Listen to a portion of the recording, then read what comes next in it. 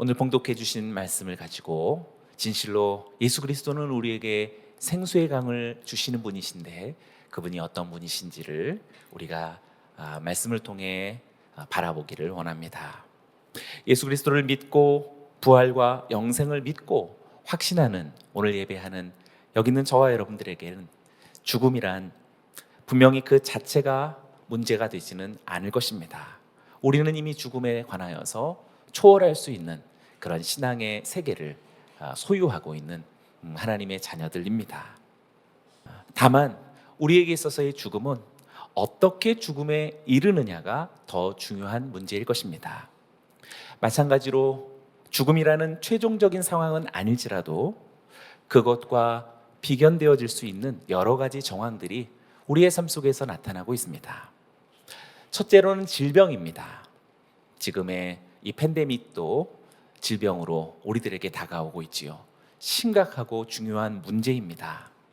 그러나 부활과 영생을 확신하는 여기 있는 저와 여러분들에게서 그 어떤 질병일지라도 그것이 우리들의 삶의 의미를 잃어버리게 할 만큼이나 절망적인 이유가 될 수는 없을 것입니다. 또한 가난도 그렇습니다. 가난은 우리에게 큰 트라우마가 될 수 있습니다. 그러나 이것 역시 부활과 영생을 믿는 신자들에게 과거의 가난이었던지 아니면 심지어 현재도 가난의 형편이 지속되어진다 할지라도 삶의 목적을 포기할 만한 이유로 삼지는 않을 것입니다. 실패의 경험도 그렇습니다. 그리고 지금과 같은 재난과 또 가혹한 환난도 마찬가지입니다. 그렇다고 해서 우리는 질병 자체를 환영하는 것은 아닙니다. 질병의 상황을 어떻게 보내느냐에 달려 있습니다. 가난 자체도 긍정할 필요가 같지는 없을 것입니다.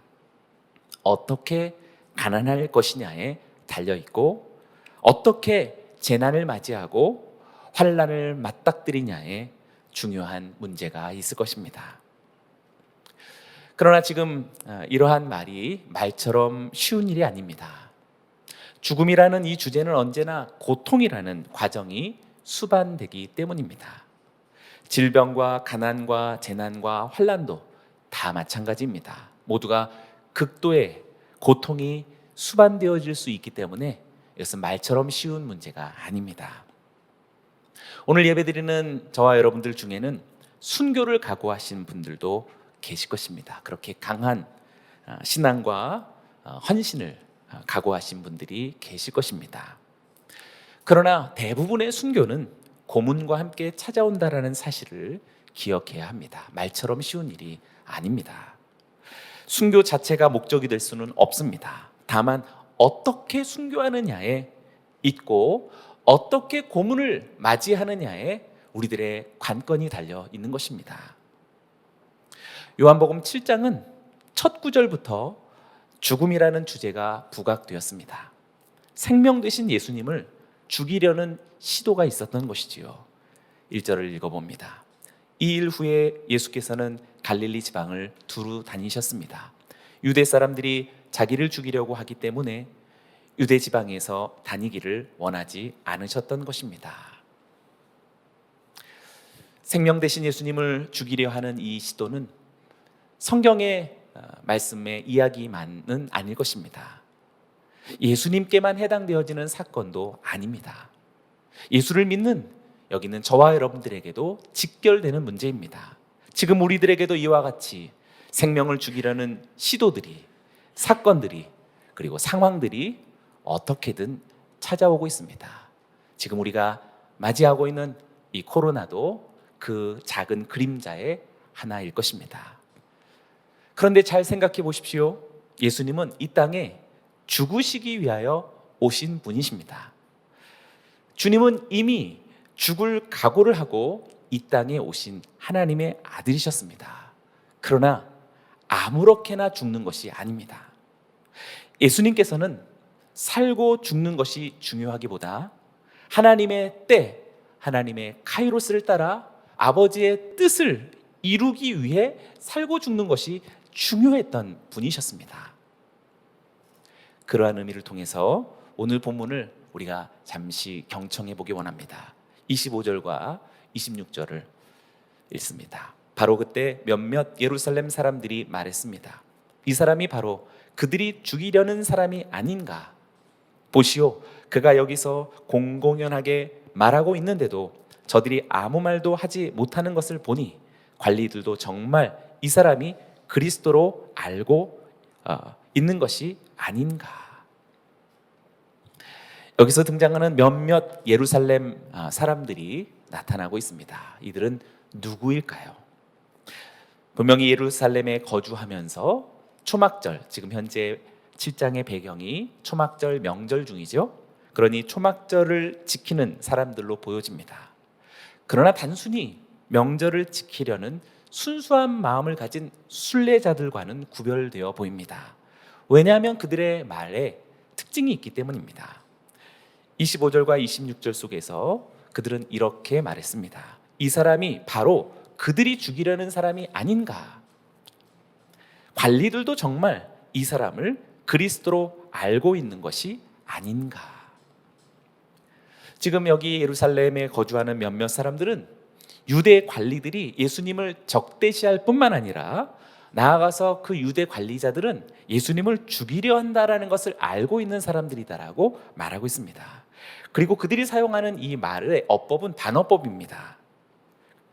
관리들도 정말 이 사람을 그리스도로 알고 있는 것은 아닌가라고 하는 것은 단순한 의문문이 아니고 이것은 반어법적인 수사문이라고 말할 수 있겠습니다. 예수님을 죽이려고 하는 유대 관리들보다도 더 예수님의 죽음을 기다리고 있는 것처럼 보여집니다. 이 몇몇 예루살렘 사람들은 유대 당국자들을 비꼬아서 자극해서 빨리 예수를 처형하라고 선동하고 있는 그런 말투로 여겨집니다. 왜 이들은 이렇게 아주 강한 마음을 갖고 있는 것일까요? 문제가 어디에 있는 것일까요? 오늘 말씀의 핵심이 되는 구절이 27절입니다. 27절은 우리 각자의 처소에서 한번 같이 읽어봅니다. 시작. 우리는 이 사람이 어디에서 왔는지 알고 있다. 그러나 그리스도가 오실 때에는 어디에서 오시는지 아는 사람이 없을 것이다. 그들은 지금 예수에 대해서 그리고 그리스도에 대해서 알고 있는 것과 알지 못하고 있는 것들에 대해서 말하고 있습니다. 첫째는 예수께서 어디서 왔는지 알고 있다라고 말하고 있습니다. 27절에서 말하는 이 사람은 바로 예수님을 가리키는 거죠. 이 예수님께서 어디서 왔는지를 알고 있는 것이지요. 두 번째는 그리스도께서 어디서 오시는지는 아무도 모른다라는 것을 알고 있습니다. 그래서 예수에 대해서, 그리스도에 대해서 알고 있는 것을 아주 자신 있게 말하고 있습니다. 이 몇몇 예루살렘 사람들은 지금 이 예수님이 나사렛 출신이라는 것을 알기 때문에 그는 결코 메시아가 될 수 없다라는 것을 확신하고 있는 것입니다. 예루살렘 사람들뿐만 아니라 당시 대부분의 유대인들은 그리스도가 인간의 모습으로 오실 것이다라는 것을 알고 있었습니다. 그리고 또한 그가 베들레헴에서 나실 것이다라는 것도 알고 있었습니다. 다만 이스라엘을 완전하게 구원하실 때까지는 그 모습을 드러내지 않을 신비로운 존재로 생각했던 것입니다.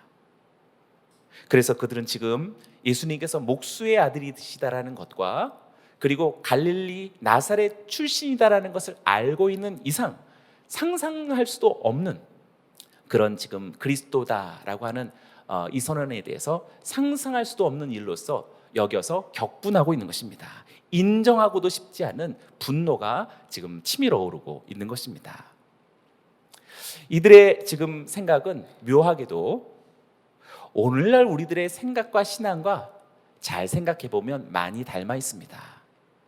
어떻게 닮아 있냐면요, 지금 이 문제는 메시아론 혹은 그리스도론, 기독론, 지금 이런 어떤 신앙 문제처럼 보여집니다. 그리스도는 누구이시며 어디에 오시며 어떻게 오시는가 라고 하는 신학 문제처럼 보여지지만 사실상 그렇지만 않습니다. 우리가 가령 죽을 지경이 되었다라고 그렇게 표현할 때, 그렇게 절박한 상황에 맞닥뜨려 있을 때 우리들의 신앙의 본주소가 확연하게 나타납니다. 그때 바로 지금 이와 같은 생각으로 우리도 맞이할 수 있고 우리도 반응할 수 있기 때문입니다. 우리는 대체로 죽음에 대해서 그 자체를 부정시합니다. 질병도 그렇고요, 가난도 그렇습니다. 그리고 자신의 삶의 실수나 실패에 대해서는 더더욱 가혹할 만큼 부정적입니다. 수치를 입었을 때는 가차 없습니다. 이 모두가 그리스도와는 다른 상관없는 주제로 생각하고 있는 것입니다. 그래서 지금 이 문제는 욥의 논쟁하고, 욥이 너무 길죠? 뭐 이렇게 단순한 주제를 길게 할까? 네, 우리들의 삶을 들여다보면 단순한 문제가 왜 이렇게 길게 이어져야만 하는 것과 동일한 이치라고 말할 수 있습니다. 믿는 자들에게 있어서 치유와 회복, 부와 명예, 성공과 발전 같은 결과들이 더 그리스도적이어 보입니다. 그러나 질병과 가난, 수치와 실패, 환난과 재난은 전혀 그리스도적이어 보이지 않은 것이지요. 물론 사실 맞는 말입니다. 예수 그리스도는 초월적인 하나님이시며 치유와 회복이고 성공과 승리의 주님이신 줄로 믿습니다. 예수님은 그리스도이시요 살아계신 하나님의 아들이심을 믿습니다. 그러나 중요한 것은 그분이 나사렛 예수라는 칭호를 가지신 분이다라는 것을 우리는 기억해야 합니다. 낮고 험한 자리 갈릴리 나사렛에서부터 위대한 구원의 반전을 일으키신 하나님의 아들이시다라는 사실을 잊지 말아야 하는 것입니다. 그렇다면 이들에게 지금 예수님은 무엇이라 말씀하셨을까요? 28절과 29절이 우리들에게 말해줍니다. 그러자 예수께서는 성전에서 가르치시다가 큰 소리로 말씀하셨습니다. 너희는 나를 알고 또 내가 어디서 왔는지 안다. 그러나 나는 이곳에 내 스스로 온 것이 아니다. 나를 보내신 분은 참되시다. 너희는 그분을 알지 못하지만 나는 그분을 안다. 내가 그분에게서 왔고 그분은 나를 보내셨기 때문이다. 예수님은 지금 이 몇몇 예루살렘 사람들이 알고 있는 것과 알지 못하는 것을 차례로 말씀하셨습니다. 먼저 지금 예수님에 관하여서 알고 있는 사실들을 예수님은 지금 인정하고 계십니다. 너희는 나를 알고 또 내가 어디서 왔는지 안다라고 그들이 알고 있는 것에 대해서 동의하셨습니다. 예수님께서 갈릴리 나사렛 출신이다라는 사실을 부정하지 않으시는 것이지요. 별 볼 일 없는 부모에게서 태어났고 학벌도 없을 뿐만 아니라 생활도 빈궁하다라는 사실에 대해서 예수님은 인정하고 계십니다. 그런데 그들이 아는 것은 거기까지였습니다. 예수님은 이어서 그들이 알지 못하고 있는 놀라운 것을 말씀하셨습니다. 너희는 그분을 알지 못하지만 나는 안다라고 말씀하셨고, 그리고 내가 그분에게서 왔고 그분은 나를 보내셨다라는 사실에 대해서 그들이 모르고 있음을 밝히신 것입니다. 그들은 하나님을 알지 못했습니다. 그래서 더더욱 하나님께서 예수님을 보내셨다라는 사실은 알지 못하는 것이지요. 만일 그들이 하나님을 알았다면, 정말 진실하게 성부 하나님의 그 사랑에 관하여 알았다면 예수님께서 하나님으로부터 오셨다라는 것을 그분의 말씨, 그분의 눈빛, 그분의 행동과 하는 모든 움직임들을 볼 때 마음에 큰 감동으로 알고 믿었을 것입니다. 그리고 나아가서 이분이야말로 하나님께로부터 오신 분이다, 그리고 이분이야말로 하나님께서 보내신 분이시다라는 것을 알았을 것입니다. 진정한 신앙의 신비는 바로 이 나사렛 사람이 바로 하늘로부터 왔다라고 하는 이 믿음에서부터 시작되어지는 것입니다. 이 신비는 지금 오늘 예배드리는 여러분들의 마음속에도 씨앗처럼 싹트고 있고 무성한 나무처럼 열매를 맺어가고 있는 줄로 믿습니다. 예루살렘 사람들은 그리스도에 관하여서 반은 알고 반은 모르고 있었는데 그 무지의 절반이 바로 지금 눈앞에 그리스도를 보고 있음에도 불구하고 알아차리지 못할 뿐만 아니라 그를 죽음에 빠뜨리려는 그런 분노에 치밀어 오르고 있는 절망의 사망이 되었다라는 사실이지요. 30절을 봅니다. 이 말에 그들은 예수를 붙잡으려고 했습니다. 그러나 아직 때가 되지 않았기 때문에 아무도 그분에게 손댈 수 없었습니다. 예수님의 이 말씀은 그들을 더욱더 분노하게 만들었습니다. 심지어 예수님을 붙잡으려고까지 했다고 말합니다. 그러나 손을 대는 자가 없었는데, 손을 대는 자가 없었던 이유는 아직 때가 이르지 않았기 때문이라고 성경은 우리들에게 밝혀주고 있습니다. 여기서 말하는 때란 성부 하나님이 주권하고 계시는 때입니다. 카이로스.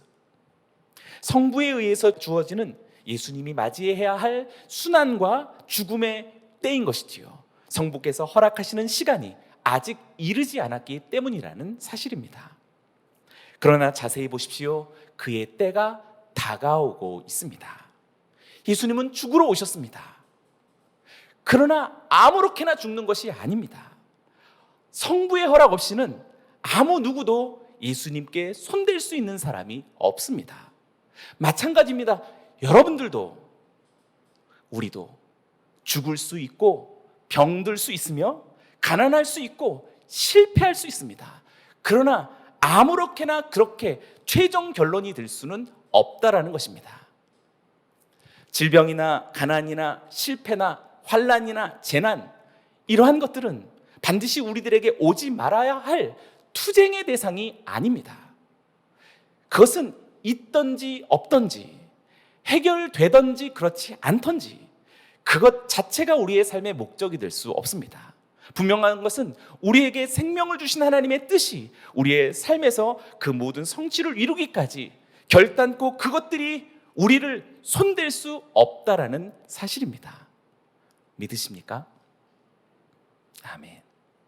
왜냐하면 여기 있는 저와 여러분들은 예수님처럼 갈릴리 사람일 수 있고 나사렛 출신일 수 있으며, 우리 각자의 면면은 목수의 아들일 수도 있습니다. 학문이 미진할 수도 있고, 그리고 가난한 삶에 지금 계속 거하고 있을지도 모릅니다. 그러나 결정적으로 여기는 저와 여러분들은 예수님처럼 하나님으로부터 온 사람이다라는 사실을 우리는 믿고 있습니다. 할렐루야. 그러니 보십시오. 32절을 이렇게 말합니다. 그러나 무리 가운데서 많은 사람이 예수를 믿었습니다.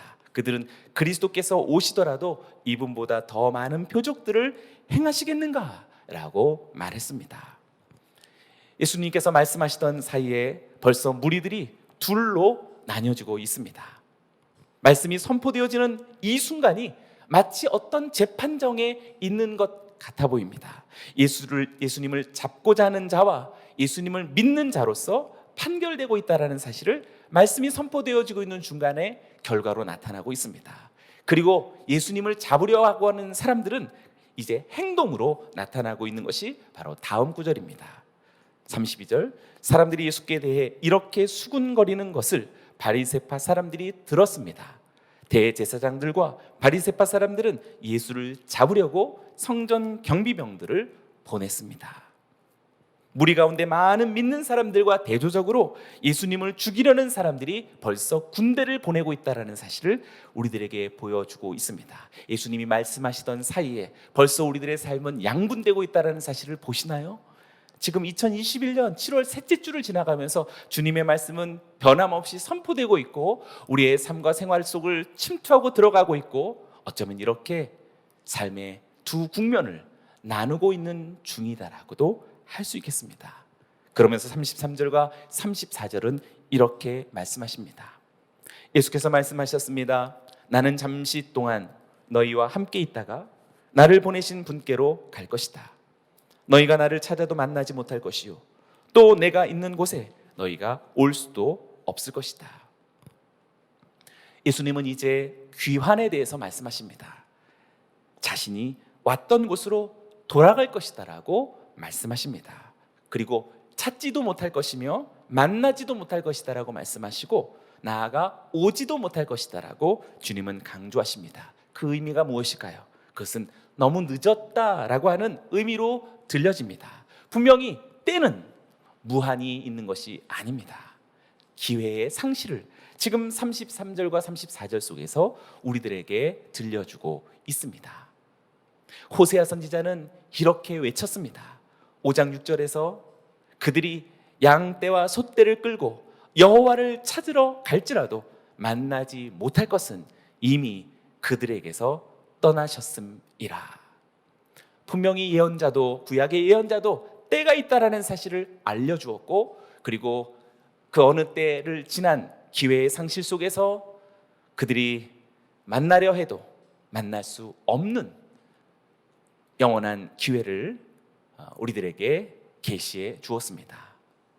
그렇다면 무엇이 진정한 기회입니까? 바로 예수 그리스도가 기회입니다. 예수 그리스도를 생각하고 예배하는 지금 우리들의 삶은 너무나 위대한 기회를 맞고 있습니다. 예배당이 아닌 온라인상으로 드려지는 이 예배도 얼마나 은혜일까요? 당연한 것이 아닙니다. 정말 위대한 기회로서 하나님이 우리에게 주시는 복된 하늘이 펼쳐지고 있는 순간인 줄로 믿습니다. 건강이 기회가 아니라 예수님이 기회입니다. 성공이 기회가 아니라 예수 그리스도가 기회이며, 물질이 기회가 아니라 예수 그리스도를 만나고 예배하는 이 순간이 진정한 기회인 줄로 믿습니다. 건강하다면 좋은 것이지만 건강하지 못하다면 더 좋은 기회일 수 있습니다. 부유하다면 좋겠지만 가난하고 생활이 어렵다면 더 위대한 기회가 될 수 있습니다. 성공하는 과정이라면 참 좋겠지만 만일 실패 연속이라면 더욱더 좋은 기회를 만나는 순간일 수 있습니다. 왜냐하면 예수 그리스도는 나사렛 예수이기 때문입니다. 전능하신 하나님은 초막을 추억하시는 그런 하나님이셨음을 우리는 지난주에 보았습니다. 우리는 지금 위대한 기회를 이렇게 온라인상으로 맞고 있다라고 말해야 합당합니다. 신명기 4장 29절에 이렇게 말합니다. 그러나 내가 거기서 내 하나님 여호와를 찾게 되리니 만일 마음을 다하고 뜻을 다하여 그를 찾으면 만나리라. 오늘 영상 속에서 주님을 찾는 저와 여러분들이 되기를 축원합니다. 이사야서의 선지자도 마찬가지로 우리에게 선포합니다. 55장 6절 말씀에 너희는 여호와를 만날 만한 때에 찾으라. 가까이 계실 때에 그를 부르라.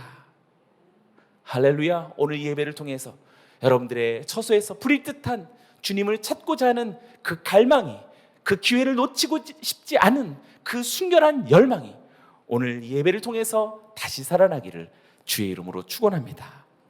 마지막으로 예수님께서 본래 오신 곳으로 귀환하셔서 그리고 무엇을 하시려는 것일까요? 돌아가서 무엇을 하시려는 건지 요한복음서는 우리들에게 미리 알려주셨습니다. 요한복음 14장 2절과 3절입니다. 이 말씀은 우리가 같이 한번 읽어봅니다. 시작. 내 아버지의 집에는 있을 곳이 많다. 그렇지 않았다면 너희에게 미리 말해 두었을 것이다. 나는 너희가 있을 곳을 마련하러 간다. 내가 가서 너희가 있을 곳을 마련하면 다시 와서 너희를 내게로 데려갈 것이다. 그러면 너희도 내가 있는 곳에 함께 있게 될 것이다. 예수님은 집을 마련하고 계시는 중이다라고 말씀하십니다. 예수님도 거처를 준비하고 계십니다. 예수님도 초막을 짓고 계신다라는 말씀이라고 할 수 있습니다. 이것은 사람들이 죽어서 가는 천국에 거할 곳이 많다는 것만을 말하는 것이 아닙니다. 여기서의 거처란, 집이란 건물로서의 거처가 아닙니다. 그것은 사람으로서의 거처입니다. 새로운 성전 안에 많은 거처가 있습니다.